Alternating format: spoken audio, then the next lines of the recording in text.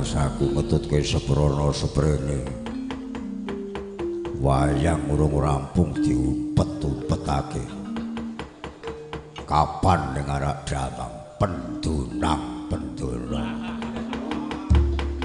wah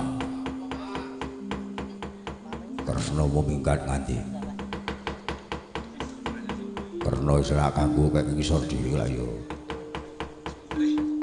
Yo. Isih ana samrikala kang metu Prabu sifat barat payo bedang kamu dhewe iki.